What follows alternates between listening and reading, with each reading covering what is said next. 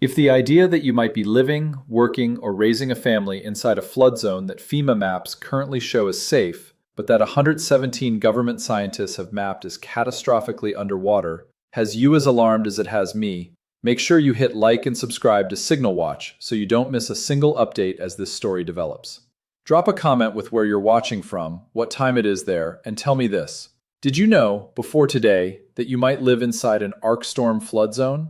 Because the gap between what the United States Geological Survey has documented and what the public has been told is exactly the kind of gap this channel exists to close.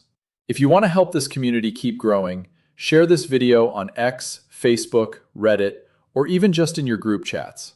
You are the reason we can keep chasing stories like this. So thank you for having our back. A 43-day storm in 1861 that turned the Central Valley of California into an inland sea 300 miles long and 30 feet deep. And the sediment record showing it has happened 10 times in the past 2 millennia, with the largest event 50% more powerful than the one history remembers. A 2022 Science Advances paper finding that climate change has already doubled the probability of that storm arriving again, and a mechanism called the Double Whammy Effect that means the next one will produce 200 to 400% more runoff than the infrastructure was designed to handle. 50 simultaneous levee failures, 5 to 10 million people displaced, an evacuation that 117 USGS scientists concluded cannot be completed, and FEMA flood maps that still do not incorporate any of this. Now, settle in and let's get into it. There are two scenarios that emergency planners in California spend the most time losing sleep over. One of them you know, the other one you probably don't. The one you know is the earthquake, the long-anticipated rupture of the San Andreas Fault that seismologists have been warning about for decades. The event that gets called the big one and generates earthquake drills and building code revisions and public service announcements in California classrooms and offices every year. It is a genuine threat. The risk is real. The preparations are warranted. The one you probably don't know carries damage estimates that are roughly 3 times higher than the earthquake scenario. It has approximately the same annual occurrence probability. Its consequences extend across a larger geographic area. And unlike an earthquake, which begins and ends in under 2 minutes, this event lasts 30 days. The United States Geological Survey calls it the ARkStorm. The name stands for Atmospheric River 1000, a reference to the 1,000-year rainfall intensities that would occur in specific locations. And it is not a single storm. It is a parade of atmospheric rivers, those vast corridors of concentrated moisture pulled from the tropical Pacific, locking onto the same track and refusing to move, cycling wave after wave of precipitation into California for up to 30 consecutive days without meaningful break. The USGS Open File Report, 2010-1312, is the foundational document for understanding what this event means. It was produced by 117 scientists, engineers, insurance specialists, and emergency planners working across 43 federal, state, and private agencies. The team included experts from NOAA, FEMA, the National Center for Atmospheric Research, the Scripps Institution of Oceanography, the California Geological Survey, and the California Department of Water Resources. They spent years building a scientifically plausible storm scenario and then running it through every system. California depends on the levees, the reservoirs, the roads, the power grid, the water supply, the hospitals, and the food production infrastructure that feeds 1/3 of the United States. Dale Cox was the USGS project manager who led that exercise. Michael Dettinger, a USGS hydrologist based at Scripps, co-directed the meteorological modeling. What they produced is not a worst-case fantasy. Cox was explicit about the calibration. They deliberately dialed back the scenario. If we do worst-case scenarios, he said, people say, that's a worst-case scenario? Who cares? The ARkStorm 1.0 scenario was intentionally designed to approach but not exceed the most recent historical precedent, the event of 1861 to 1862, not to be modeled on the 1605 event that the sediment record shows was 50% more powerful than 1862. The moderate version, the manageable version, the one planners might actually take seriously. Even dialed back, the findings produced by 117 government scientists were staggering. $1 trillion in projected damage in 2022 dollars. That single number makes the ARkStorm the most expensive geophysical disaster scenario in global history, exceeding Hurricane Katrina, the costliest weather disaster in United States history, by more than 5 times. 25% of all buildings in California would experience some degree of flooding. 50 levees would fail simultaneously. 4,000 square miles of predominantly agricultural land would go underwater.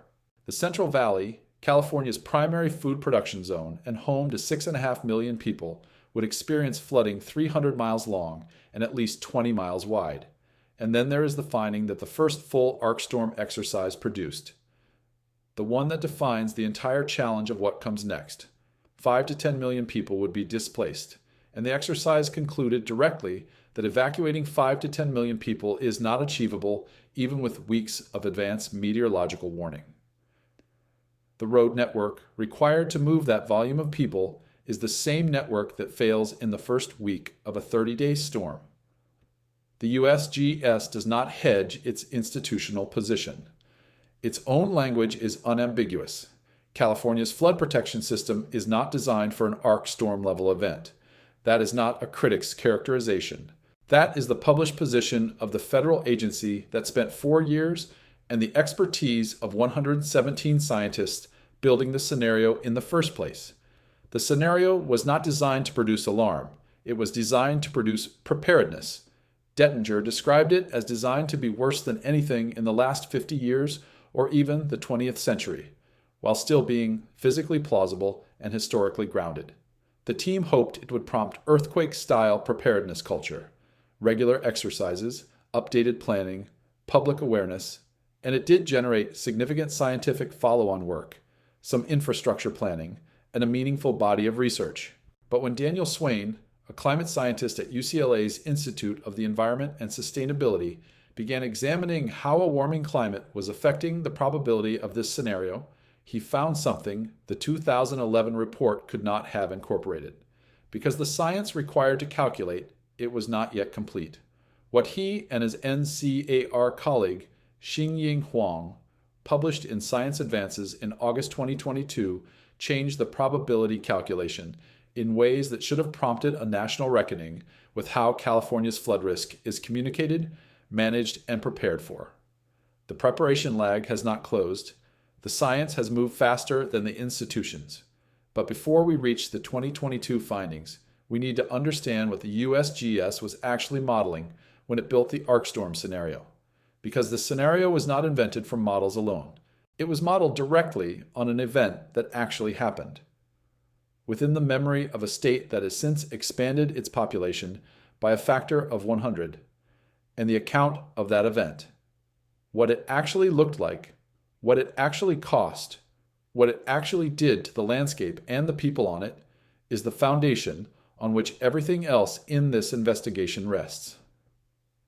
In the autumn of 1861, California had been in drought for approximately 2 decades.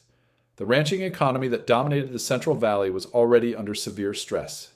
The soil across the interior of the state was dry and largely unable to absorb water quickly. In November of that year, early winter storms began arriving from the Pacific, welcome at first, after so many dry years, the kind of rain that ranchers and farmers had been praying for. They got considerably more than they were waiting for. What followed was 43 consecutive days of storms. Wave after wave of atmospheric river systems, though that scientific term would not be coined for another century, drove moisture from the tropical Pacific into the California coast and into the Sierra Nevada, where the peaks received enormous quantities of snow and the foothills received relentless rain. Then, in early January, the temperature pattern changed. A series of unusually warm storm systems followed the cold phase precipitation. The massive Sierra Nevada snowpack that had accumulated over weeks of cold storms began to melt. Not gradually, not over a spring season, but rapidly, all at once, as warm rain fell simultaneously on a snowpack that had nowhere to absorb it. Rivers swelled, not just with direct rainfall, but with snowmelt cascading down from every watershed in the range simultaneously. The Sacramento and San Joaquin rivers, which in normal seasons manage the valley's water with adequate margin, were overwhelmed within days. By December 27, 1861, the Sacramento River had risen to 22 feet and 7 inches above its low water mark, after rising 10 feet in the preceding 24 hours alone. The flood crests moved down the valley floor, merging and widening. What resulted was something that the people who witnessed it could describe only as the sea. The Central Valley became an inland sea 300 miles long, 20 miles wide on average. In places, the water reached depths of 30 feet, covering 5,000 to 6,000 square miles of what had been farmland, ranch land, and the rapidly growing settlements of Gold Rush, California. William Brewer, a scientist traveling through the region that winter, wrote to his brother, "Nearly every house and farm over this immense region is gone. America has never before seen such desolation by flood as this has been, and seldom has the old world seen the like." Sacramento was the state capital. Sacramento went underwater. The city had been built at 16 feet above the low water mark on a broad floodplain at the junction of the Sacramento and American rivers. 16 feet was not enough. Water reached the second floor of buildings along K Street. On January 10, 1862, Governor Leland Stanford, just elected in November, was inaugurated as governor on a day when the streets of Sacramento were a river. He traveled from his residence to the Capitol building by rowboat. Shortly after his inauguration, the California State Legislature relocated to San Francisco, where it remained for months while Sacramento dried out. The state itself did not recover quickly. 1/4 of California's taxable property was destroyed. The state was driven toward bankruptcy. The cattle ranching economy that had dominated the Central Valley was effectively eliminated. 200,000 of California's 800,000 head of cattle drowned or starved. The economic destruction forced California to rebuild its agricultural economy from the ground up, transforming from a ranching state into the intensive farming region that eventually became America's food supply. The death toll from the 1862 flood is imprecisely known. The official count is 21. Daniel Swain's estimate, based on the population of the state at the time, suggests that approximately 1% of California's 400,000 residents died, roughly 4,000 people. The records are incomplete because transportation and communication collapsed during the event, and deaths in remote mountain communities and rural valleys were never systematically recorded. The flood extended far beyond California's borders. It was the worst in recorded history across much of the American West, including northern Mexico, Oregon, Washington, and reaching inland into Nevada, Utah, and Arizona. Nevada City received 9 feet of rain in 60 days. The Carson Valley in Nevada became a lake. The event was a continental-scale atmospheric river catastrophe, not a California-specific anomaly. And the 1862 flood was not even close to the worst the system is capable of producing. The USGS sediment research that motivated the entire ARkStorm scenario found megaflood events in the geological record occurring in the years 212, 440, 603, 1029, approximately 1300, 1418, 1605, 1750, 1810, and 1861 to 1862. 10 events in approximately 1,800 years. Recurrence intervals between them range from 51 to 426 years, averaging 100 to 200 years. The sediment record does more than document occurrence, it measures relative intensity. The silt layers deposited in the Santa Barbara Basin correlate with the magnitude of each flood. Thicker layers indicate more powerful events. By this measure, the 1862 event, for all its catastrophic consequences, was not among the most powerful in the record. The events in 440, 1418, 1605, and 1750 each produced silt layers more than 1 inch thick. The event in 1605 produced a silt layer 2 inches thick. indicating it was at least 50% more powerful than any other event in the record. The ARkStorm scenario was calibrated to 1862, not 1605, 50% more powerful than the baseline that drove California into bankruptcy and submerged the state capital was considered by the team designing the scenario too extreme to be a useful planning benchmark. The last megaflood was 163 years ago. The average recurrence interval is 100 to 200 years.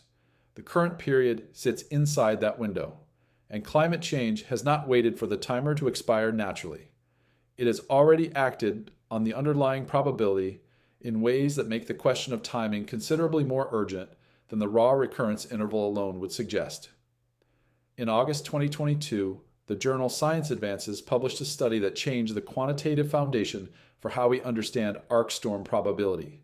The lead authors were Qingying Huang, a climate scientist at the National Center for Atmospheric Research in Boulder, Colorado, and Daniel Swain, working from UCLA's Institute of the Environment and Sustainability, affiliated with the Nature Conservancy of California. The study's title is Dry. Climate change is increasing the risk of a California megaflood. The findings are not. Huang and Swain used a combination of two computational tools, the NCAR Community Earth System Model Large Ensemble, which generates 40 independent simulations of both the 20th century historical climate and the projected 21st century climate, and the High-Resolution Weather Research and Forecasting Model, which simulates regional weather at 2-kilometer resolution. This combination allowed them to do something the ARkStorm 1.0 team had not been able to accomplish: directly assess how existing and projected climate change alters both the probability of a megaflood-capable storm sequence and the physical character of that event when it occurs. The headline finding, stated without qualification: climate change has already doubled the likelihood of an event capable of producing catastrophic flooding in California compared to a century ago. Doubled. Already, before any future warming is added. The 1.2 degrees Celsius of global average warming that has already occurred since the pre-industrial baseline has already moved the annual probability of an ARkStorm-capable storm sequence to roughly twice what it was in 1920. The trajectory from that doubled baseline continues to steepen. The risk increases approximately linearly with global warming. Each additional degree of temperature rise adds proportionally to the annual probability. What was historically a 100 to 200 year event is now a 25 to 50 year event under the current climate. Under business as usual emissions, by 2060, catastrophic events that previously occurred once every 2 centuries are projected to occur 3 times per century. Qingying Huang described her reaction to the modeling results directly. The megaflood risk with climate change is much greater than we expected. These types of extreme events are rare, but they will happen, as predicted, with more frequency as warming continues. Daniel Swain provided the framing that clarifies the operational implication of the probability shift. In the future scenario, the storm sequence is bigger in almost every respect. There's more rain overall, more intense rainfall on an hourly basis, and stronger wind. And when asked about timing, the one question the probability statistics cannot answer, he gave the most accurate response available. It could happen this year. It could happen next year. It might not happen for 50 or 60 years. There's no cyclical nature to these storms, so we don't necessarily expect them to occur at any particular time. There is no safe window, no scheduled off-season, no period in which the annual probability drops to 0. There is only a distribution whose mean has moved closer to the present and from which each winter season draws. The 2022 paper also identified a predictor of elevated near-term risk that has operational implications. The annual probability of a megaflood-capable storm sequence is significantly higher in years when Pacific surface waters warm in the pattern known as El Niño. This does not eliminate the uncertainty about any specific event. An ARkStorm capable sequence could occur in a La Niña year, and many El Niño years pass without one.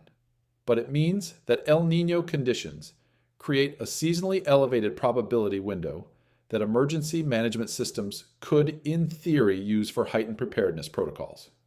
The study also contains a physical finding, a finding about what future ARkStorm events will actually be like when they arrive, that received far less attention than the doubled probability headline, but that carries larger implications for the question of infrastructure sufficiency. Huang and her colleagues named this finding the Double Whammy Effect. And understanding what the double whammy does to water moving through Sierra Nevada watersheds and into the Central Valley requires understanding one specific change that warming has already produced in the mountain hydrology of the Sierra Nevada.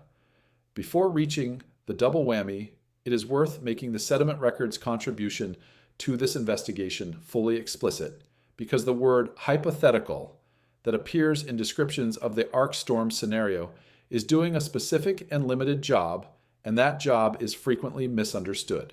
The ARkStorm scenario is hypothetical in precisely this sense. The specific event, targeting the specific California infrastructure that exists today with the specific sequence of atmospheric rivers that the scenario models, has not yet occurred in the modern era. That is the full extent of what the word means in this context. The underlying phenomenon is not hypothetical. It is documented. It happened in 212, in 440, in 603, in 1029, in approximately 1300, in 1418, in 1605, in 1750, in 1810, and most recently in 1861 to 1862. The evidence for these occurrences comes from sediment cores drilled in the Santa Barbara Basin, San Francisco Bay, the Sacramento Valley, and the Klamath Mountain region. Each core preserves layers of material deposited by floodwaters over centuries. Normal years produce thin, uniform layers. ARkStorm years produce anomalously thick layers of silt that can be dated and correlated across multiple core locations. The layering pattern is consistent and independently verifiable. The recurrence is not inferred from a single site. It is confirmed across multiple independent sediment archives. Swain has noted this with characteristic precision. Even 1862 is not the largest physically possible flood event in this region. There is evidence from coastal and bay river sediment deposits of multiple larger events in the past millennium. The 1605 event left a 2-inch silt layer in the Santa Barbara Basin, indicating it was at least 50% more powerful than 1862. The events in 440 and 1418 and 1750 were each more powerful than the flood that bankrupted California in 1862 and submerged its capital for months. The ARkStorm 1.0 team was aware of the 1605 precedent. They chose not to model it. Cox explained the reasoning directly. They dialed back the scenario so that planners would engage with it rather than dismiss it as too extreme. The result is that the official $1 trillion, 50 levee failure, 5 to 10 million displaced government scenario is not the worst the physical system can produce. It is a moderate version of what the geological record shows is within the system's natural repertoire. There is one more thing the sediment record reveals that connects directly to the current moment in California's climate. The 1862 flood was preceded by approximately 2 decades of drought. The soil across the Central Valley had been dry for years. When the 43 days of storms arrived, the infiltration capacity of the land, its ability to absorb the initial rainfall and slow the runoff, was severely reduced. The drought-hardened soil converted storm rainfall to runoff with unusual efficiency, accelerating the flood rise. California has experienced 2 historically severe drought periods in the past decade. Swain has noted this explicitly. The apparent irony of publishing research on the growing risk of a California megaflood in the midst of a severe drought is not lost on the authors.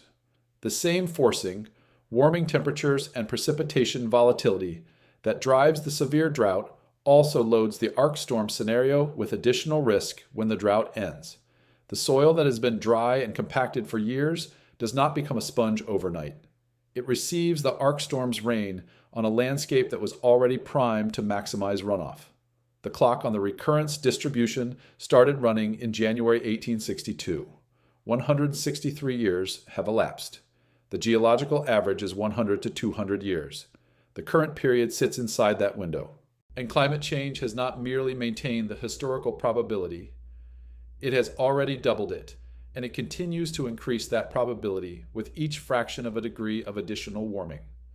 Now consider what the specific physical mechanism of that increase means for the volume of water that reaches the Central Valley floor when the next ARkStorm arrives.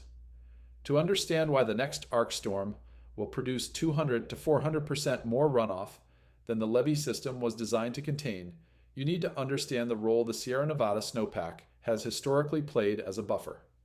In the 1862 event and in the 2011 ARkStorm 1.0 scenario calibrated to approximate it, a significant fraction of storm precipitation fell as snow at high elevations in the Sierra Nevada. Not all of it, much of the lower elevation precipitation ran off directly into rivers and streams in real time.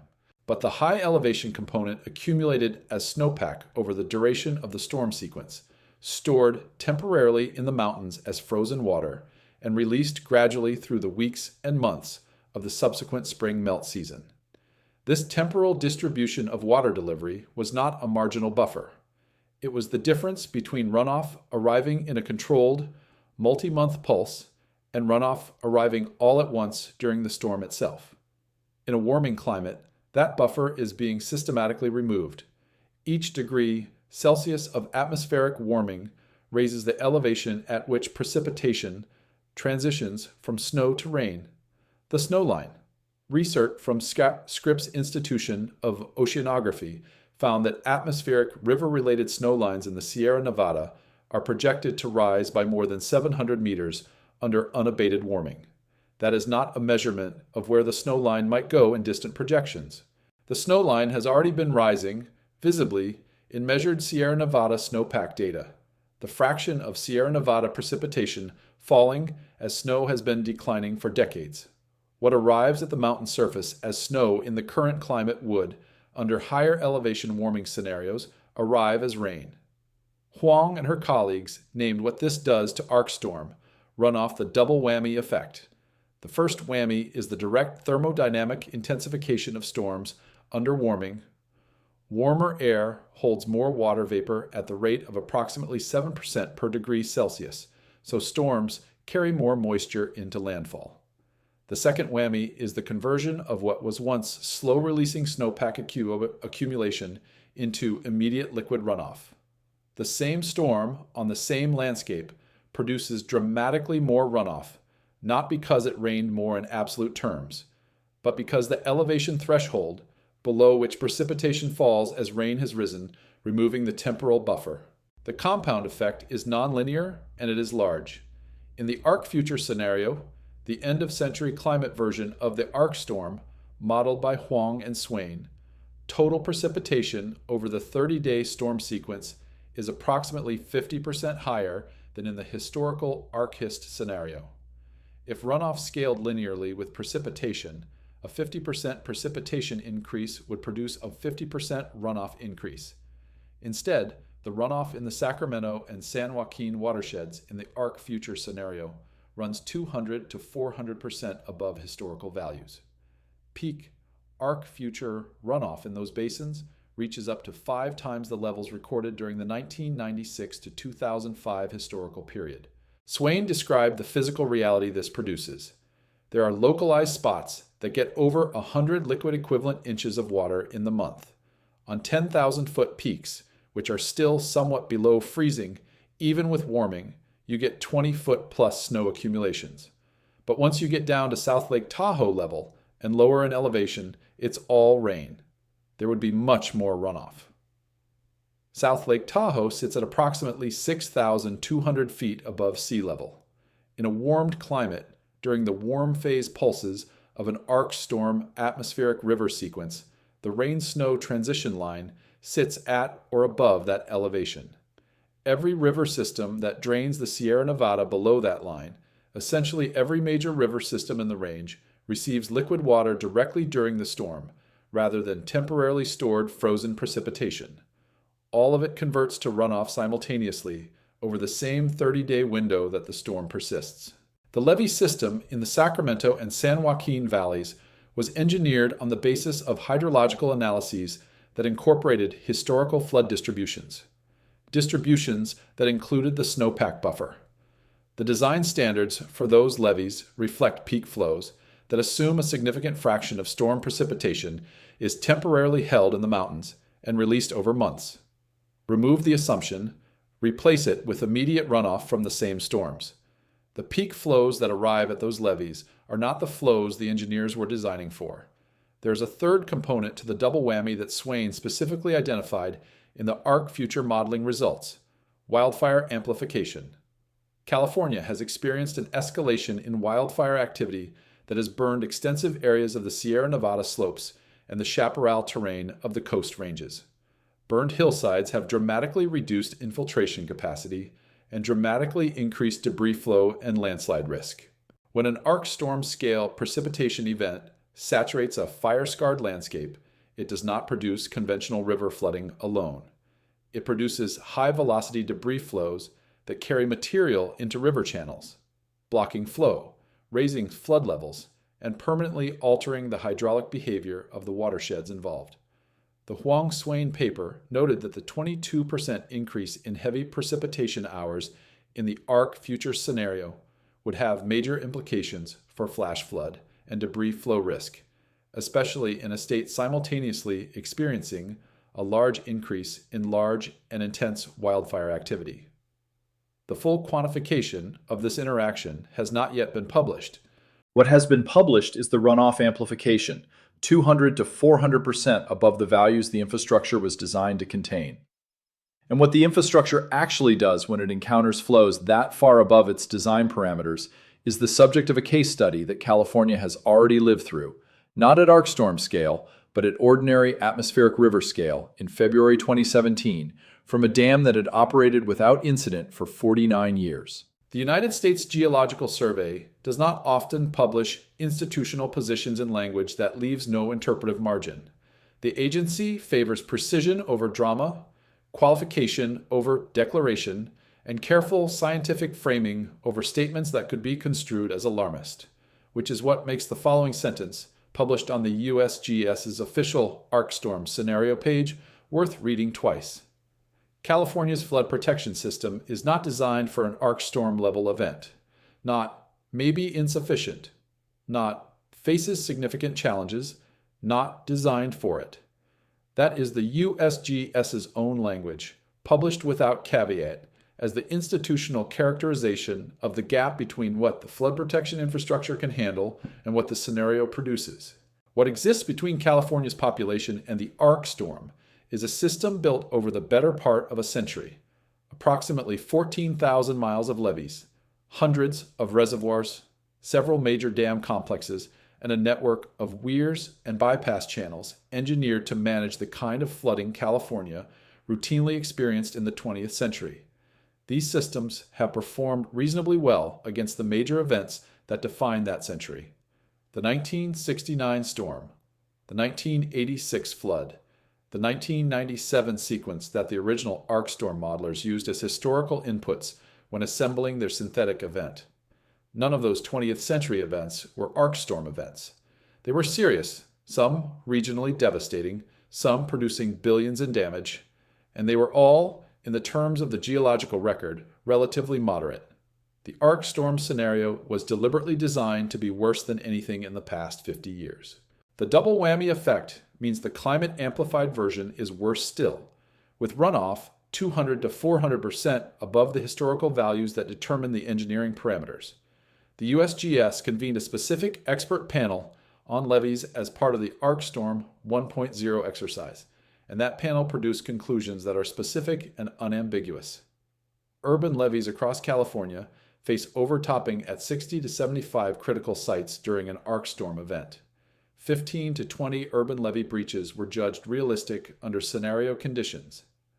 In the Sacramento-San Joaquin Delta, the complex of approximately 60 low-lying agricultural islands at the convergence of the Sacramento and San Joaquin river systems, 30 additional levee breaches were assessed as plausible at a rate of 2 to 3 breaches per island across approximately 31 of the 60 delta islands. Added together, approximately 50 simultaneous levee failures statewide. Jay Lund is the director of the Center for Watershed Studies at UC Davis. He has spent decades studying the California levee system and its relationship to flood risk. When he describes the fundamental nature of that relationship, he does so with the kind of directness that comes from long professional engagement with a problem that does not resolve in comfortable directions. There are two kinds of levees, those that have failed and those that will fail. The levee surrounding downtown Sacramento protects 384,000 people and $6.8 billion in property. It is rated to withstand a 1 in 500 year flood, a high standard of protection by any conventional measure. In an ARkStorm scenario, it confronts 1 in 1,000 year stream flows at key points in the Sacramento watershed. In the Ark future scenario, with the double whammy amplification producing 200 to 400% above historical runoff values, it confronts flows for which there is essentially no direct historical precedent in the instrumental record. The 31 delta islands that flood in the ARkStorm scenario present a logistical problem that extends well beyond the flood itself. Most of those islands lie 10 to 25 feet below sea level. Once inundated, the water does not drain on its own. It has to be actively pumped out through a repair and dewatering process that takes months. The USGS analysis estimated that less than 40% of flooded delta islands would be dewatered within 6 months of the flood event. Full dewatering of all 31 affected islands was estimated to take up to 1.5 years. 1.5 years. The delta matters far beyond its own geography. Approximately half of Southern California's drinking water travels through the Sacramento-San Joaquin Delta system. The pumps, levees, and conveyance channels that move water from the delta through the California aqueduct to the 20 million people of Southern California depend on the delta infrastructure functioning. With 31 of 60 delta islands simultaneously flooded and undergoing extended dewatering operations, the water supply to Southern California is interrupted for a minimum of 3 months while emergency repairs are conducted. 20 million people. 3 months without primary water supply. The Central Valley Flood Protection Plan, the state's long-running initiative to upgrade the levee system and restore floodplains across the Sacramento and San Joaquin valleys, was formally adopted in 2012 and updated in 2022. Its budget is $30 billion, spread across 30 years. Michael Anderson, the California state climatologist, described the plan's goals carefully. A lot of good progress has been made. What we're trying to do is raise the bar so the system performs to a higher standard, even if you can't completely protect it against the worst-case scenario. Note what he is saying and what he is not saying. He is not claiming the plan provides ARkStorm protection. He is describing an effort to improve performance against more frequent moderate events, to raise the standard incrementally, while explicitly acknowledging that protecting against the worst case is not within reach of the current planning framework. The $30 billion plan, assessed against the $1 trillion ARkStorm damage estimate, is 3% of the potential loss.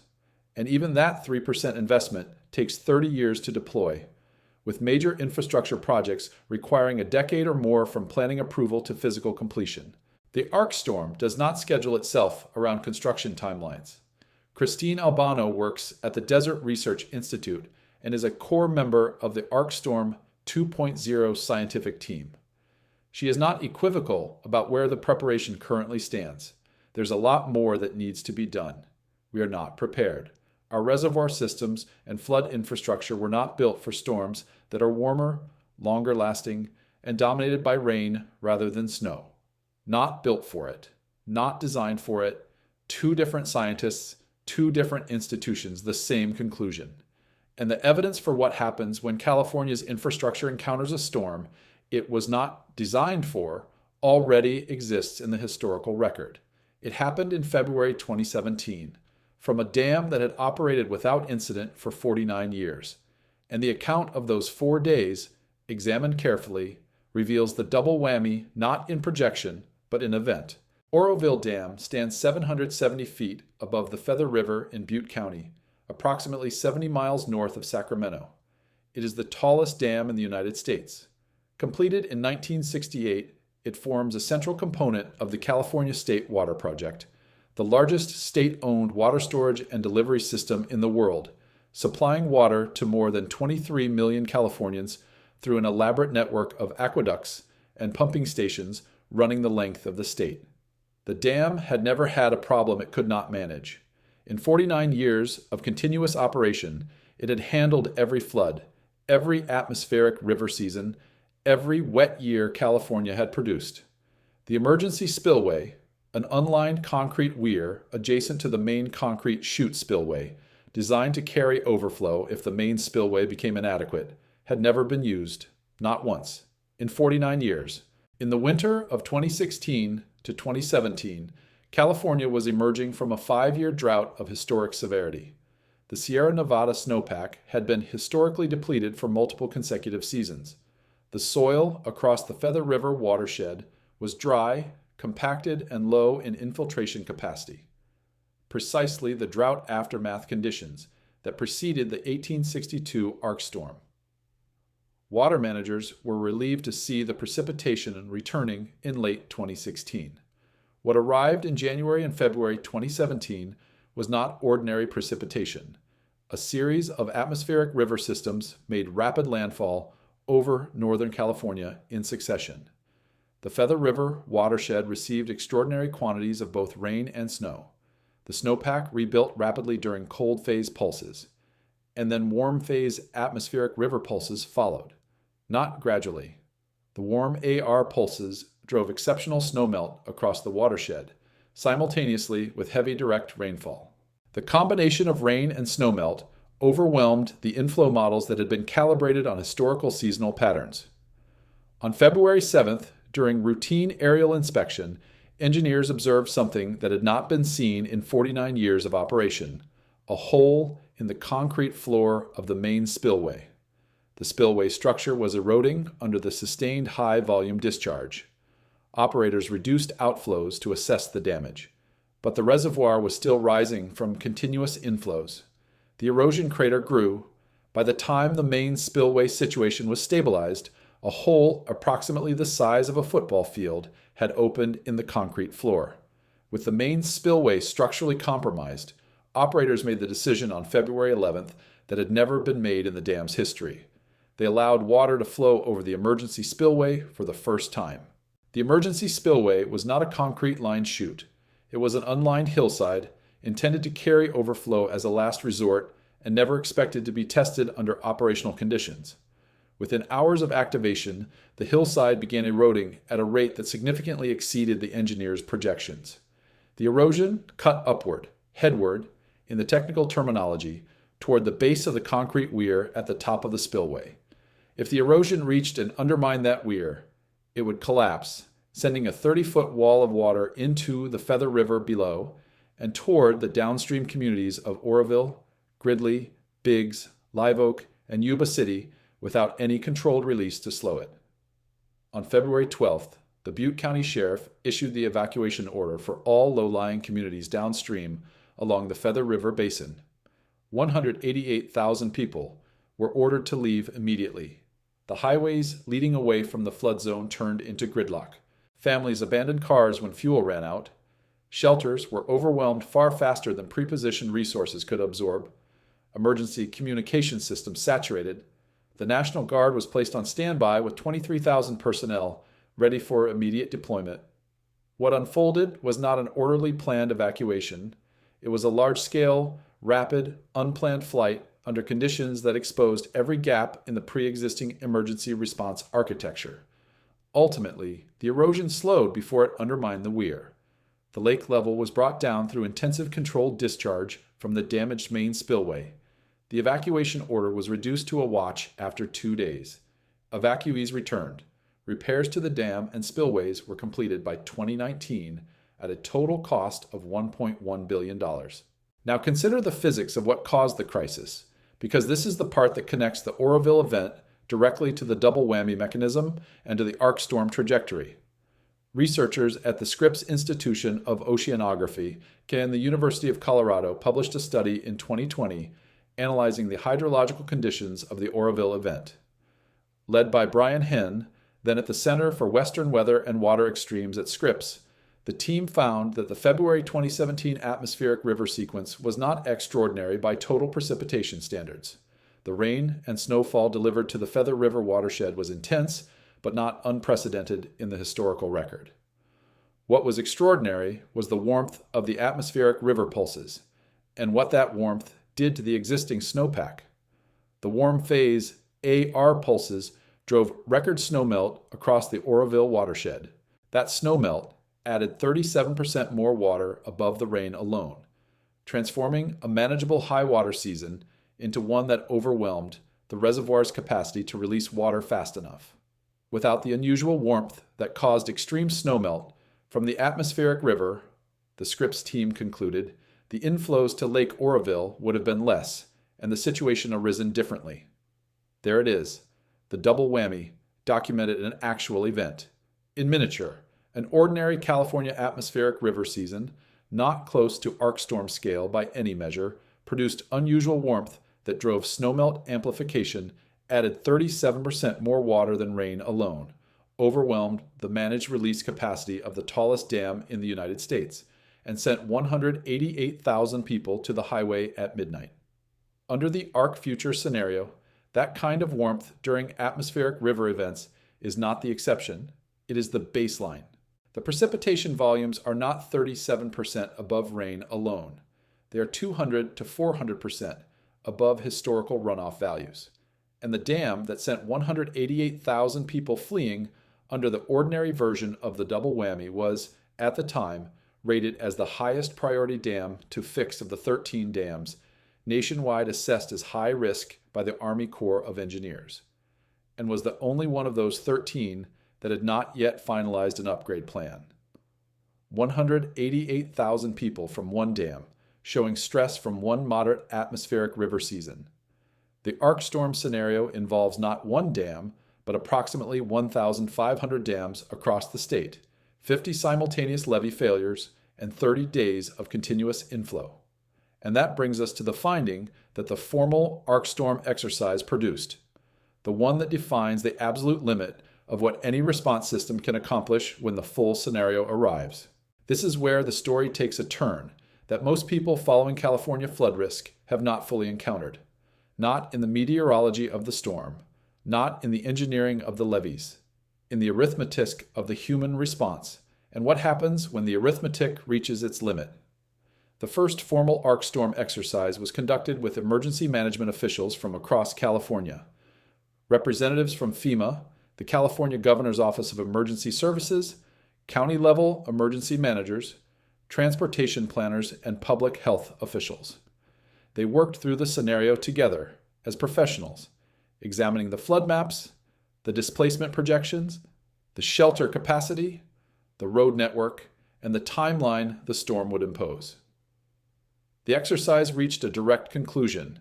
Evacuating 5 to 10 million people is not achievable even with weeks of advanced meteorological warning. The constraint is not organizational, not a shortage of plans or a gap in interagency communication protocols. The constraint is physical. The road network required to move 5 to 10 million people out of the ARkStorm flood zone is the same network that fails in the first week of a 30-day storm. California operates more than 50,000 miles of highway and freeway lanes and more than 23,000 bridges. Those roads and bridges cross mountain passes, subject to landslide closure, run through valley floors, subject to inundation, and span rivers on foundations, subject to scour. An ARkStorm does not hold its impacts until the evacuation is complete. It produces heavy rainfall, landslides, flooding, and bridge damage continuously from the moment it makes landfall. By the time the most severely flooded communities receive evacuation orders, the roads those communities depend on for evacuation may already be impassable. Swain was specific about the infrastructure failure mode. Every major population center in California would get hit at once, probably parts of Nevada and other adjacent states too. The effects on infrastructure would complicate relief efforts, with major interstate freeways, such as I-5 and I-80 likely shut down for weeks or months. I-5 and I-80, the two principal arteries connecting Northern and Southern California, and connecting the state to the rest of the country, closed for weeks or months, not after the storm, during it. The scale comparison that makes this concrete, the largest single evacuation in United States history, was the August 2008 Hurricane Gustav.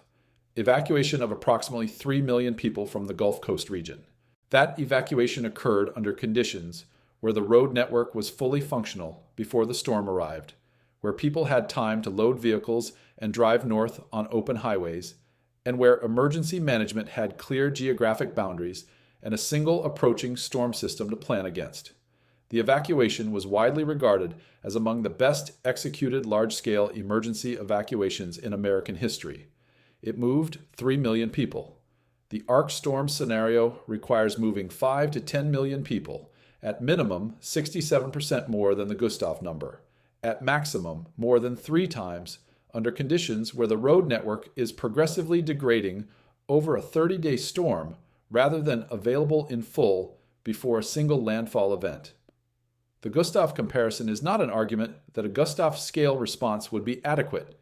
It is a measurement of the gap between the best executed large evacuation in American history and what the ARkStorm requires. Sutter County sits with 97% of its entire population inside the ARkStorm projected inundation zone, not the boundary of potential flooding, the primary flood zone. 97%. For practical purposes, Sutter County as a functioning human community ceases to exist during an ARkStorm. It is underwater. Sacramento and San Joaquin counties together contain approximately 1 million people inside the primary ARkStorm flood boundaries. The broader Central Valley flood zone encompasses 6.5 million people, including much of Sacramento, Silicon Valley, and Stockton. Los Angeles County holds 10 million people in an area that, when the 1862 flood reached it, held fewer than 15,000, mostly scattered across open ranch land. Today, Los Angeles County generates approximately $748 billion per year in economic output, and the ARkStorm flood boundary reaches into the Los Angeles Basin, into Orange County, and along the coastal plain. When the roads close during a 30-day storm, something else closes too. California's hospital system is distributed across the flood zone. Hospitals depend on generator backup power when the grid fails, and the grid fails in the first days of an ARkStorm scale event as flooding reaches transmission infrastructure. Emergency generators typically carry 3 to 4 days of diesel fuel, delivered by road. When the roads close, the fuel runs out. When the fuel runs out, the ICU ventilators move to battery backup. The battery backup runs for hours. Daniel Swain's summary of what this scenario adds up to: there's really no historical analogy for what we're talking about here. He was right, and the dimension of the ARkStorm's consequences that has received the least public attention, the one that extends damage far beyond California's borders into the food supply of the entire United States, is the one we reach when we follow the water onto the valley floor and ask what it encounters while it is there. The Central Valley of California occupies 1.2% of the total land area of the United States.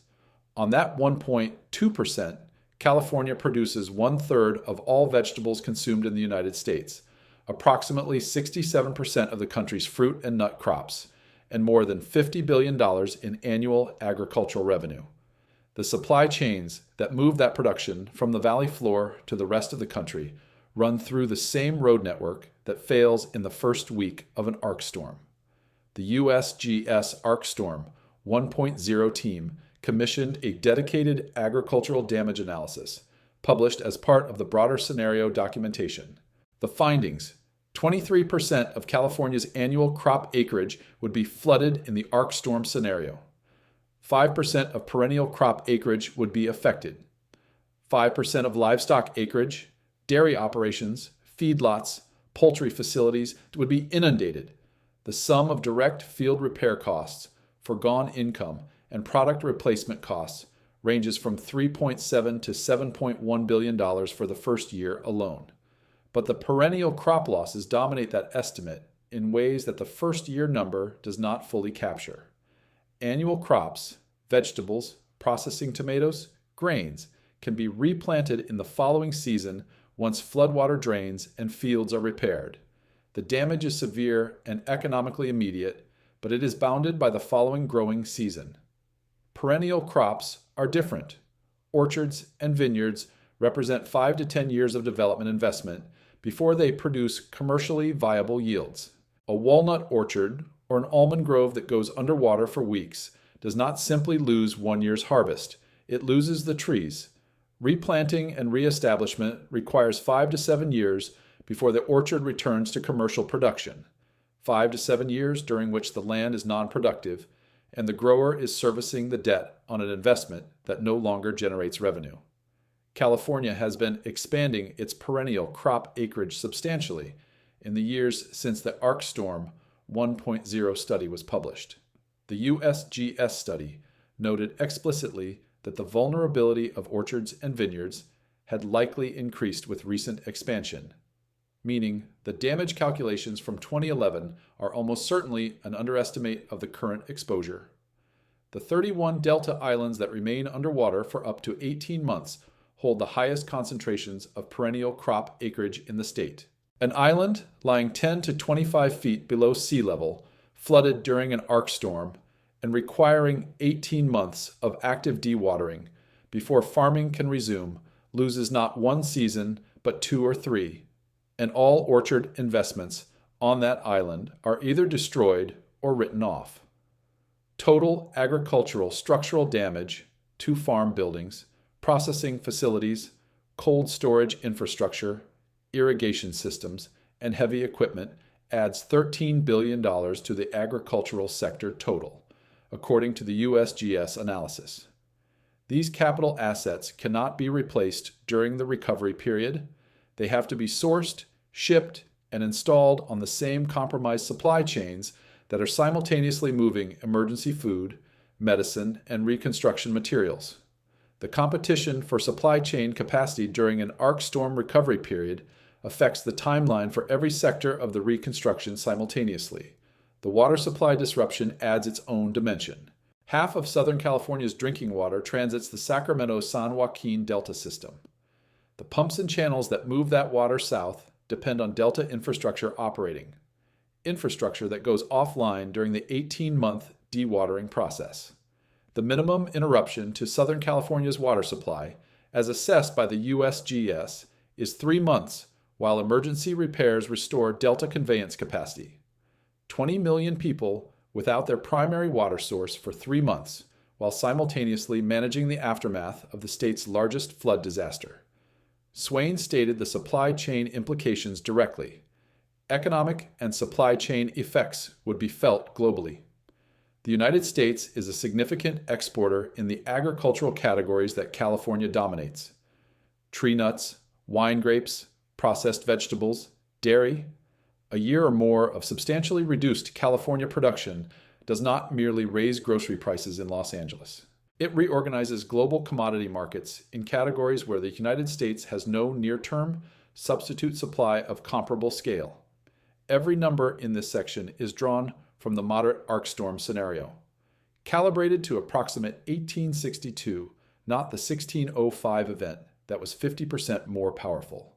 The double whammy effect means the ARkFuture version of this event produces 200 to 400% more runoff in the Sierra Nevada watersheds, which means more flooding, deeper inundation, longer dewatering timelines, and greater cumulative agricultural damage than any of these estimates reflect. All of it documented, all of it quantified. And most of the people whose property, livelihoods, and families sit inside this flood boundary are making decisions based on a risk document that was not designed to reflect this scenario. A document that has 3 specific documented failures in how it represents the actual risk. That document has a name, and what its failures mean for the millions of people currently relying on it is where the investigation reaches its operational core. There is a specific document that millions of Californians consult, or that is consulted on their behalf at the moment of some of the most consequential financial decisions they will ever make. When someone buys a house in Sacramento, in Stockton, in the San Joaquin Valley, in the LA Basin, their mortgage lender checks this document to determine whether they must carry flood insurance. Their insurance company uses it to price their premiums. Their county emergency manager uses it to set evacuation zone boundaries and prioritize pre-positioned resources. Property developers use it to determine where they can build. The document shapes the entire decision-making architecture around flood risk for millions of people across the United States. That document is the FEMA flood insurance rate map. The ARkStorm researchers are direct about what those maps currently represent with respect to the scenario this investigation has been documenting. FEMA flood maps fail to reflect ARkStorm level risk on three specific documented dimensions. First, they use only historical observational data rather than incorporating climate change projections, meaning they reflect the flood risk of the past rather than the flood risk that will be operating over the 30-year life of the mortgage on the house being purchased today. Second, they omit heavy rainfall events as a flood mechanism, focusing on riverine flooding from rivers and streams, while missing the direct surface flooding that ARkStorm scale precipitation produces when rainfall intensity exceeds the infiltration capacity of the landscape.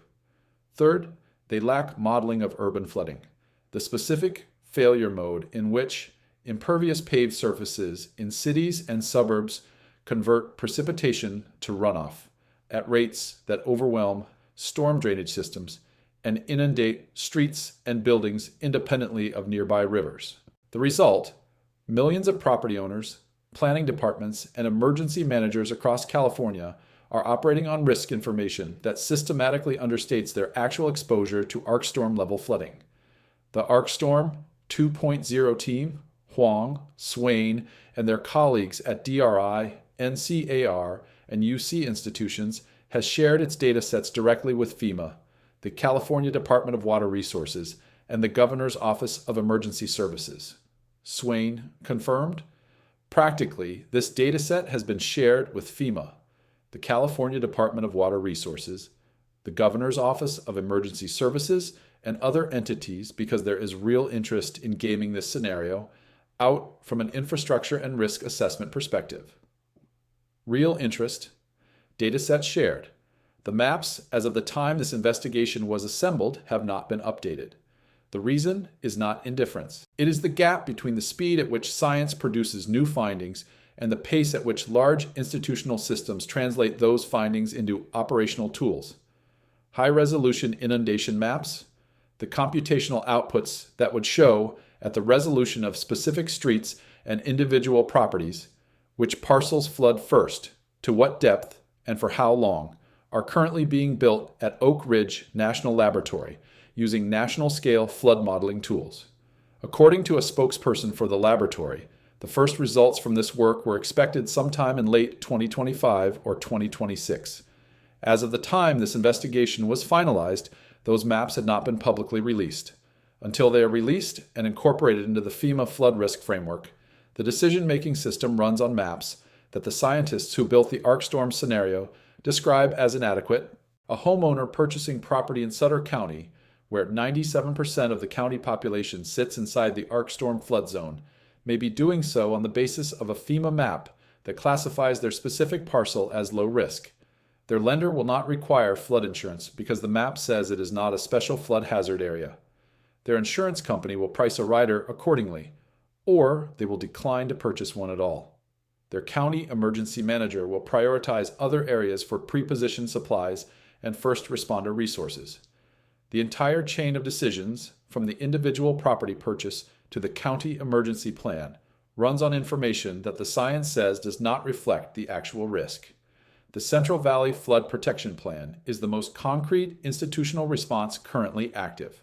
Updated in 2022 with a $30 billion 30-year budget, it funds levee setback projects, floodplain restoration, and reservoir operations upgrades across the Sacramento and San Joaquin valleys. Michael Anderson, the California state climatologist, is a member of the ARkStorm 2.0 collaborating team and describes the plan's purpose carefully. A lot of good progress has been made. What we're trying to do is raise the bar so the system performs to a higher standard, even if you can't completely protect it against the worst-case scenario. He is not claiming ARkStorm level protection. He is describing incremental improvement of a system that the USGS itself says was not designed for the event in the first place. The $30 billion plan, assessed against the $1 trillion damage estimate, is 3 cents on every dollar of potential loss. And even that investment takes 30 years to deploy, with each major project requiring 10 or more years from funding approval to physical completion. The BBC Science Focus characterization, published in April of 2026, put it directly. The $30 billion plan is a drop in the ocean compared to the damages that would be inflicted by an ARkStorm type event. Swain's own assessment of the political and funding dynamic: the pace of preparation has been painstakingly slow due to a lack of sustained political buy-in and long-term funding. And there is one more preparation gap that Christine Albano at the Desert Research Institute has named with unusual precision: ARkStorm 2.0 currently has no funding for tabletop exercises. The first ARkStorm exercise, conducted with California emergency managers using the 2011 scenario, produced specific, actionable findings about vulnerabilities in evacuation planning, shelter capacity, interagency communication, and infrastructure response protocols. Those findings were addressable, and some of them were addressed. The exercise was one of the most valuable outputs of the entire ARkStorm 1.0 project. ARkStorm 2.0, with the double whammy amplification and the climate-modified flood flows, is a categorically more severe version of the challenge. The response system has changed substantially since 2011. The specific vulnerabilities of the current system against the more severe scenario, which evacuation routes fail first under the updated flood projections, which shelter locations are themselves inside the expanded flood zone, which interagency communication protocols collapse under the stress of a 30-day multi-county event, are not known, because the exercise that would reveal them cannot currently get funded. There's a lot more that needs to be done, Albano said. We are not prepared. The ARkStorm flood zone is not a uniform field of risk. It has a specific geography, and that geography makes the abstract numbers concrete in ways that the statewide totals cannot. When Daniel Swain is asked directly which part of California concerns him most, he is specific. The San Joaquin Valley in particular really stands out to me as being of great concern. The reason is structural. The Central Valley is a 600-mile-long trough, bounded by the Sierra Nevada to the east and the Coast Ranges to the west. Every major river system draining the western slope of the Sierra Nevada converges in this trough, before eventually reaching San Francisco Bay through the Sacramento-San Joaquin Delta. In an ARkStorm event, the runoff from the Sierra Nevada, amplified by the double whammy effect to 200 to 400% above historical values, enters the Sacramento and San Joaquin river systems simultaneously and has limited options for dispersal. It fills the rivers, it overflows the levees, it spreads across the valley floor. Sutter County occupies a position at the northern end of the Sacramento Valley, surrounded on multiple sides by river systems, protected by levees that were engineered for events considerably less severe than an ARkStorm. The USGS inundation modeling found 97% of Sutter County's entire population inside the ARkStorm projected flood boundary. For practical purposes, the county as a place of human habitation is submerged. The city of Sacramento, the state capital, the administrative center of California, the city that rode its governor to his inauguration in 1862, holds 384,000 people behind its primary flood levee. That levee is rated to withstand a 1 in 500 year flood. The ARkStorm scenario produces 1 in 1,000 year stream flows at key points in the Sacramento watershed. Sacramento and San Joaquin counties together hold approximately 1 million people inside the primary ARkStorm flood zones. The broader Central Valley flood zone encompasses 6.5 million people, including Stockton, Fresno, and the agricultural communities of the San Joaquin corridor. Then the water moves south and west through the Delta, where 31 of 60 islands flood simultaneously, and dewatering takes up to 18 months, and where the disruption of Delta water conveyance cuts Southern California's primary water supply for a minimum of 3 months, and then Los Angeles. When the 1862 flood reached what is now Los Angeles County, fewer than 15,000 people lived there, mostly on open ranch land and in small agricultural settlements. Today, Los Angeles County holds 10 million people and a $748 billion per year economy. The city's flood control infrastructure, built around the concrete-lined Los Angeles River Channel, running nearly 50 miles from the San Fernando Valley to Long Beach, was engineered for a specific design flow. An ARkStorm delivers flows above that design. When the LA River overflows its concrete channel, there is no natural floodplain on either bank to absorb the excess. The surrounding urban development has occupied those areas. The overflow goes directly into neighborhoods. The Whittier Narrows Dam on the San Gabriel River, approximately 15 miles east of downtown Los Angeles, was rated by the Army Corps of Engineers as the highest priority dam to fix of the 13 dams nationwide assessed as high risk. The dam is a 7-decade-old earthen structure whose failure under extreme flow conditions was assessed as potentially capable of flooding up to 1 million people in the Los Angeles metropolitan area, with the deepest impacts concentrated in Pico Rivera, a city of 63,000 directly downstream. In 2018, Swain described it as one of the many pieces of water infrastructure that may not be up to the challenge of the brave new climate of the 21st century. Whittier Narrows Dam was the only one of the 13 Army Corps high-risk dams nationwide that had not yet finalized an upgrade plan. 21 of California's 113 wastewater treatment plants would experience flooding in the ARkStorm scenario at a direct repair cost of $300 million. But the more significant consequence is functional. Flooded wastewater treatment plants release untreated sewage into the floodwater. The water inundating farmland, basements, and communities across the Central Valley and the LA Basin carries not just sediment and debris, but biological contamination from overwhelmed sewage systems distributed across the state. Extended boil water orders would be required in affected regions for months after floodwaters recede. The geographic picture that emerges from these specifics: 97% of Sutter County, 1 million people in Sacramento and San Joaquin counties, 6.5 million in the Central Valley flood zone, 10 million in Los Angeles County, 20 million Southern Californians without primary water supply for 3 months. The ARkStorm flood zone is not a line on a map. It is California. The Huang Swain 2022 Science Advances paper contained a finding about ARkStorm probability that has received considerably less public attention than the double risk headline, but that has direct operational implications for how California's emergency management system should be structured. The probability of a megaflood-capable storm sequence is not distributed uniformly across years. It is, the paper states, much higher in years when there is a warming of surface waters in parts of the tropical Pacific Ocean, a phenomenon known as El Niño. This is not a discovery about the existence of the El Niño connection to wet California winters. That relationship has been documented for decades. The significance is specific. The ARkStorm probability is detectably elevated during El Niño years in a way that emergency management systems could potentially operationalize. El Niño is itself predictable.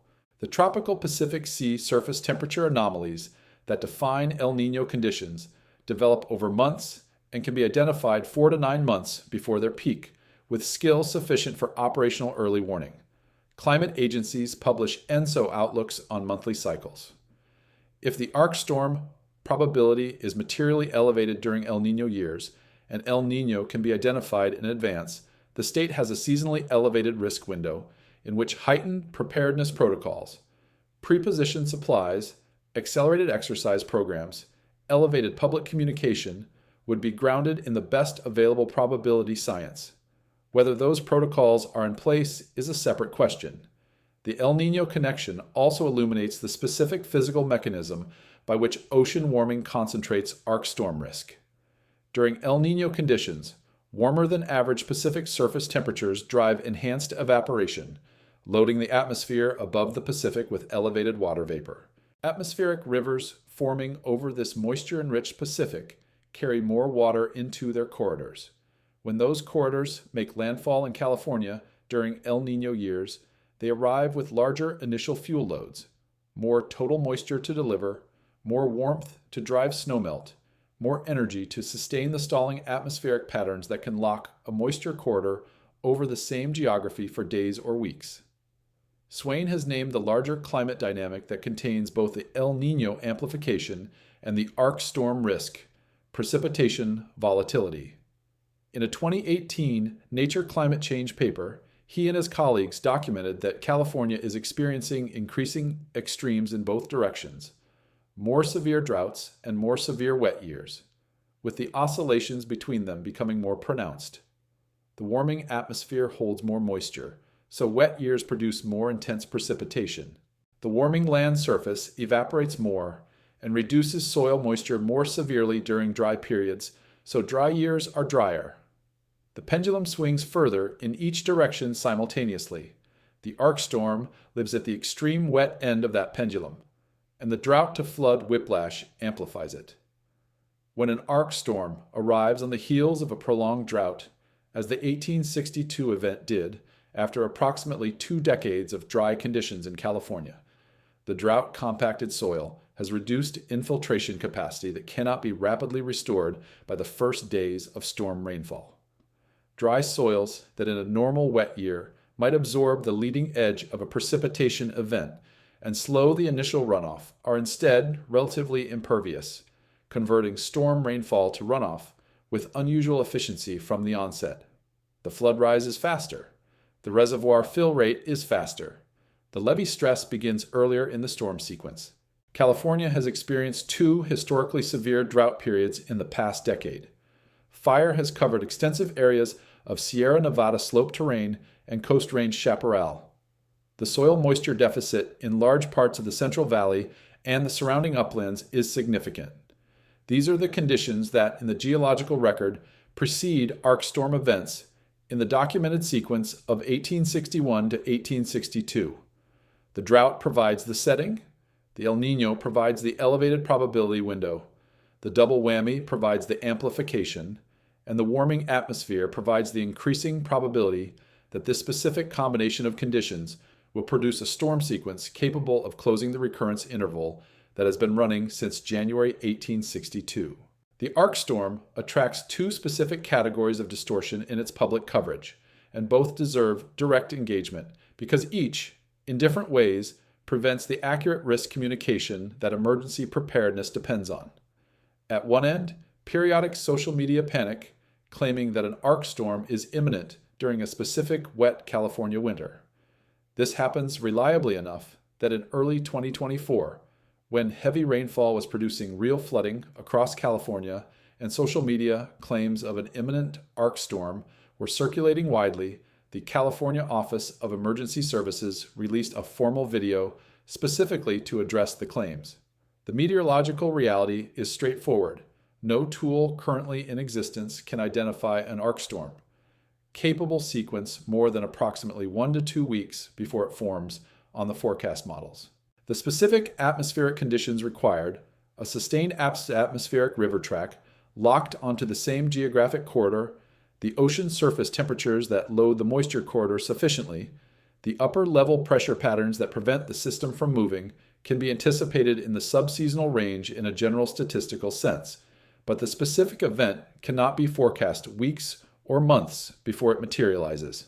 When a genuine ARkStorm capable sequence begins to organize in the North Pacific, the warning window is measured in days to weeks, not seasons. Swain has stated this with precision.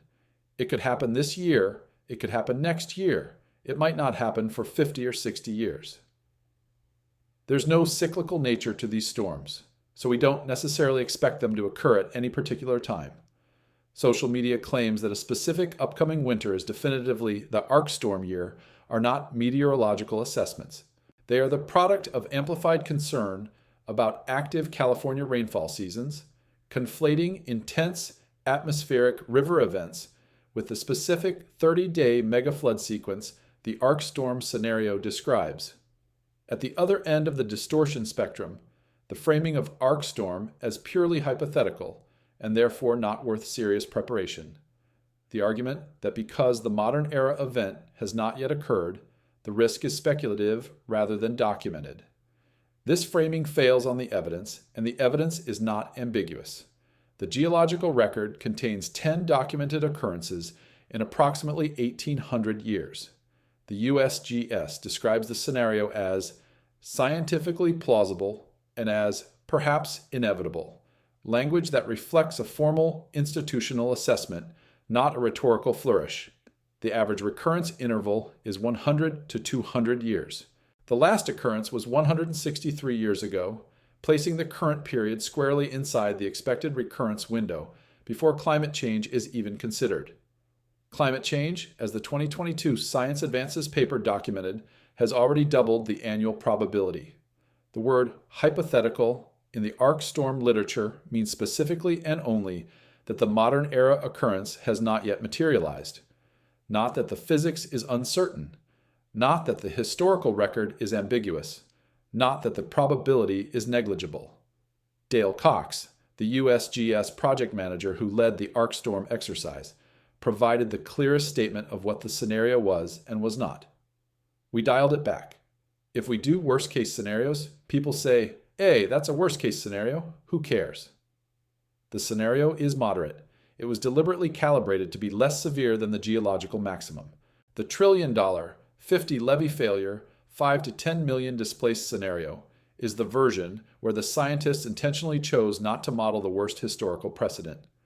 The real fingerprint in this story is not hidden and does not require conspiracy.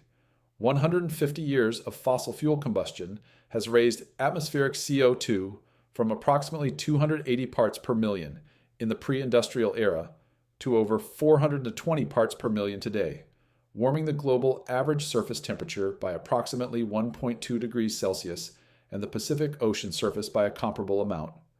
That warming loads atmospheric rivers with more moisture through a thermodynamic relationship described in the 19th century. It raises the Sierra Nevada snowline, removing the snowpack buffer.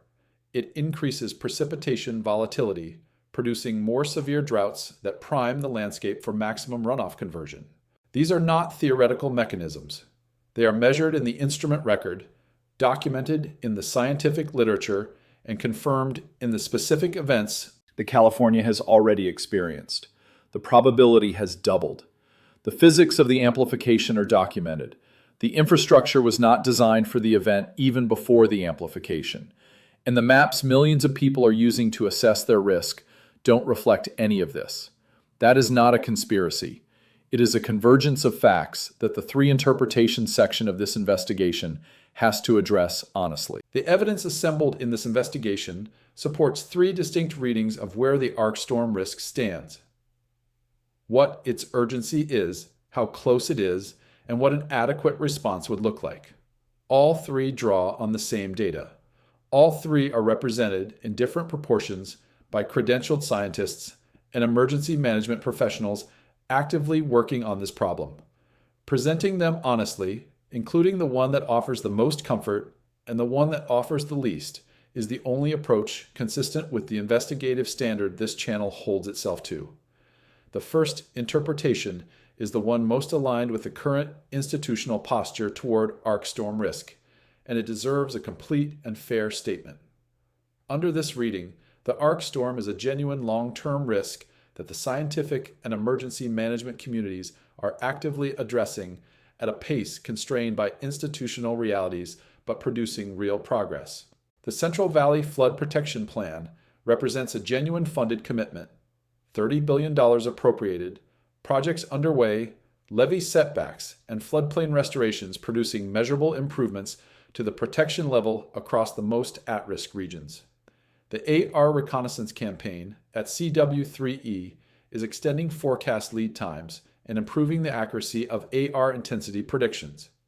The ARkStorm 2.0 datasets have been shared with FEMA and operational agencies. The Oak Ridge inundation modeling is underway and will, when complete, provide the high-resolution planning information that emergency managers need. The annual probability, even after doubling, remains relatively low in any given year, roughly 2 to 4% under current climate conditions. The 50-50 cumulative probability by 2060 means the risk is being experienced across a generation, not across a decade. Climate change is a real forcing, but the natural climate variability that governs any specific winter storm patterns means that many El Niño seasons will pass without an ARkStorm, and the preparation time that generates can be used productively. Under this first interpretation, the Oroville Dam crisis is instructive in a cautiously optimistic direction. The system was stressed, the specific failure mode was identified, the emergency spillway erosion behavior that had not been anticipated, and the reforms produced by the incident have strengthened California's dam safety program. The system found its weaknesses and responded. That capacity for institutional learning is the basis for measured confidence that the preparation trajectory, while slow, is directionally correct. The second interpretation recognizes that the institutional response is real, but materially insufficient relative to the trajectory of the risk, and that specific structural gaps are creating growing vulnerabilities that the first interpretation does not fully account for. Under this reading, the $30 billion 30-year flood protection plan is insufficient by design. Anderson himself acknowledges it cannot reach ARkStorm protection levels, and its 3-decade deployment timeline means that the gap between the protection level it will eventually achieve and the ARkStorm threshold will persist for the entire period during which the annual probability is increasing most rapidly. Every year of delay in closing that gap is a year in which the probability of the event occurring before the protection improvement is deployed rises. The FEMA flood maps used by millions of property buyers, mortgage lenders, insurance companies, and emergency managers still do not incorporate ARkStorm level scenarios or climate change projections. The Oak Ridge inundation maps, when complete, will almost certainly reveal that the population living inside the ARkStorm flood zone is substantially larger than current maps suggest, larger than the property markets, insurance systems, and emergency planning frameworks are currently accounting for. The continued use of the old maps while the new ones are built means that property decisions, insurance pricing, and emergency resource pre-positioning are being made on systematically understated risk information. The ARkStorm 2.0 tabletop exercise program, the mechanism by which emergency managers would actually work through the climate amplified scenario and identify its specific new failure points, is unfunded. The specific vulnerabilities of the current response system against the double whammy scenario are not known, because the exercise that would reveal them cannot currently secure funding, despite the scale of the risk, despite the availability of the updated scientific scenario, and despite the explicit request by the DRI team who led previous exercises that this work be supported. Under this second interpretation, the gap is not a planning lag that will naturally close as the science matures and the institutions catch up. It is a structural problem rooted in the political economy of disaster preparedness. The systematic tendency to underfund protection against rare, high-consequence events in favor of responding to the frequent, visible hazards that generate recent headlines. The third interpretation is what the compound evidence read without moderating assumptions actually indicates. And stating it clearly is not alarmism. It is the honest characterization of what the data says when you remove the comfort of deferral. Under this reading, the combination of the following factors represents a structural vulnerability with no direct precedent in modern American emergency management. A $1 trillion disaster scenario whose annual probability has already doubled and whose probability per decade is now approximately 40 to 50%. A physical amplification mechanism, the double whammy effect. That means the next event is categorically more severe than the historical benchmark the infrastructure was calibrated against, an infrastructure system that the designing agency itself says was not built for the event. Flood maps that the scientific community says do not reflect the actual risk. An evacuation that the first exercise concluded cannot be executed even with weeks of notice, and a tabletop exercise program that cannot currently be funded to update the response plan to reflect the amplified scenario. The 30-year protection plan does not close the gap before the probability window currently open. It improves the situation over time. But between the present and the completion of that plan, in any given winter, the infrastructure that actually stands between the population and the flood is the infrastructure that exists today, not the infrastructure the plan will eventually build. What would distinguish between these three interpretations in a definitive way is also specific. The Oak Ridge inundation maps, when released, will quantify exactly how many people and properties currently classified as low risk. By FEMA maps will be reclassified as high risk by the ARkStorm scenario. If the reclassification is large, and the existing data strongly suggests it will be, The case for the second and third interpretations becomes difficult to rebut. The FEMA flood map update process and whether federal agencies move to incorporate ARkStorm level scenarios within the next several years or continue deferring will be a direct institutional indicator of whether the risk management system is capable of the adaptation the science demands. And the ARkStorm 2.0 tabletop exercise, if it can be funded, will reveal the specific failure points in the current response architecture that neither the first nor the second interpretation can currently quantify with precision. The data will accumulate. The risk window is already open. The question this investigation cannot answer, the question only time and preparation can answer, is which interpretation the state chooses to govern by. The distinction between an investigation that generates concern and one that generates operational awareness is the forward-looking frame. Specific, observable indicators that will tell you whether the risk is being managed at a pace commensurate with its urgency and what to watch for to know when the storm window has elevated. For the storm itself, the most actionable near-term indicator is ENSO state. The Huang Swain paper established that ARkStorm probability is materially elevated during El Niño years. NOAA publishes ENSO outlooks monthly. When NOAA declares El Niño conditions for a California wet season, the elevated probability window that the paper identified is operationally present. Watch for whether California emergency management systems respond to El Niño declarations with visible heightened preparedness protocols. Pre-positioned supplies in at-risk counties, accelerated communication with at-risk communities, heightened coordination with the CW3E AR reconnaissance program. Watch the CW3 EAR reconnaissance campaign throughout each wet season. Ralph and his team at Scripps fly research aircraft through major atmospheric river events, collecting drops-on measurements of moisture content, IVT profiles, and structural characteristics at high vertical resolution. When the landfall tool, the operational probability product maintained by CW3E, begins showing probabilities above 90%, for IVT values exceeding 750 kilograms per meter per second along the California coast, with multi-week persistence in the upstream atmospheric pattern that would sustain the corridor. That is the meteorological signature that operational meteorologists at CW3E would recognize as potentially ARkStorm relevant. It is not a definitive signal. An ARkStorm requires weeks of sustained landfall, not a single intense event, but it is the leading indicator. For the infrastructure, the most critical near-term output is the Oak Ridge National Laboratory inundation modeling for the ARkStorm 2.0, ARkHIST, and ARkFuture scenarios.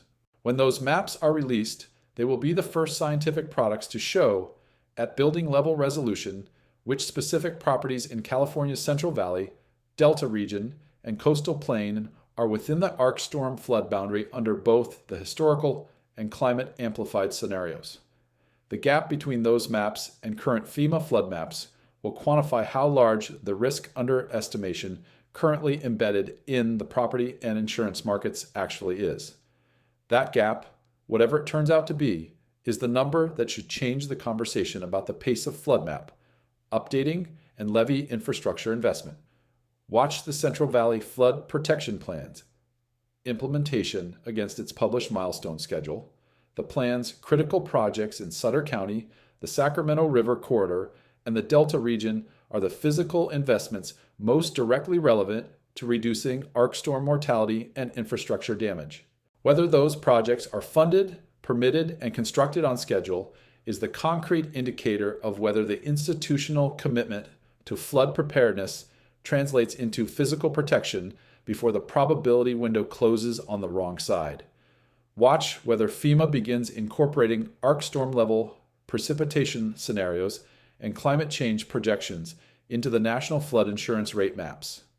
The maps are updated on a rolling basis, and the agency has the technical capability and the legal authority to incorporate the ARkStorm 2.0 science.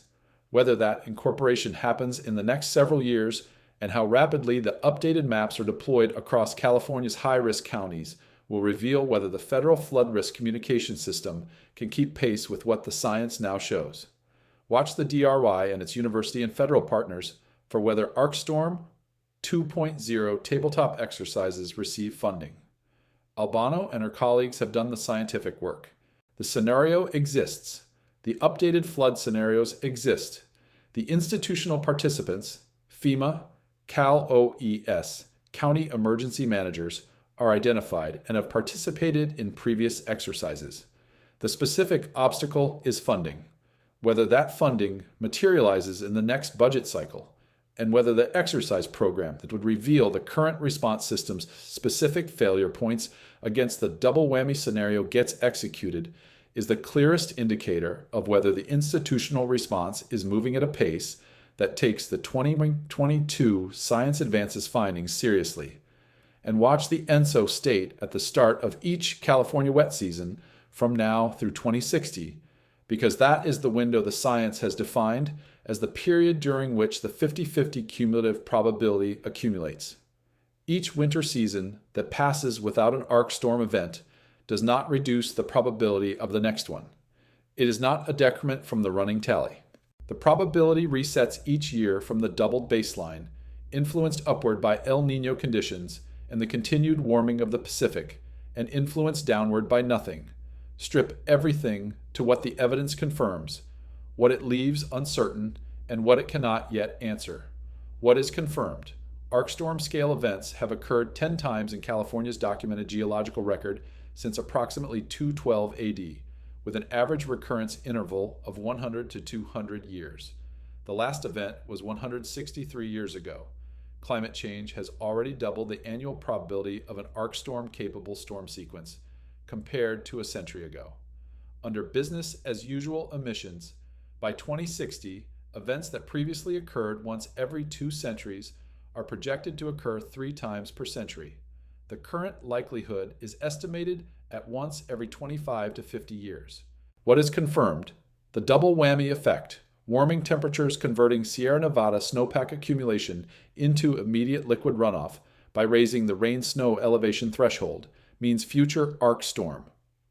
Runoff in the Sacramento and San Joaquin watersheds will run 200 to 400% above historical values, with peak runoff reaching up to 5 times the 1996 to 2005 historical average. What is confirmed? The USGS ARkStorm 1.0 scenario, calibrated to the moderate 1862 event and not the geological maximum, projects $1 trillion in damage, 50 simultaneous levee failures, 25% of California buildings flooded, and 5 to 10 million people displaced.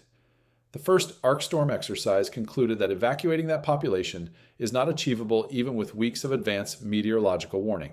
California's flood protection system is not designed for an ARkStorm level event. The USGS's own published language without qualification. What is confirmed? California produces 1/3 of U.S. vegetables and 67% of U.S. fruits and nuts on 1.2% of U.S. agricultural land.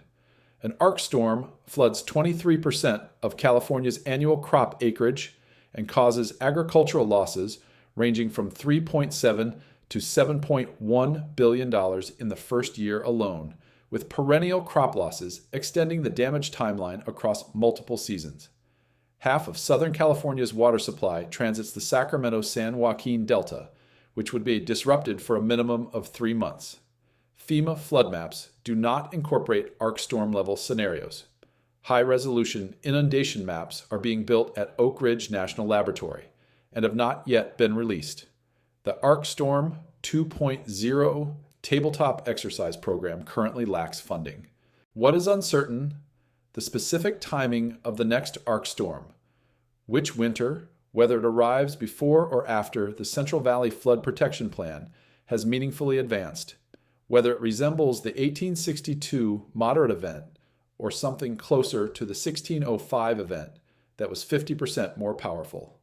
Whether the FEMA map update process incorporates ARkStorm level science within the next several years or continues deferring on the existing maps.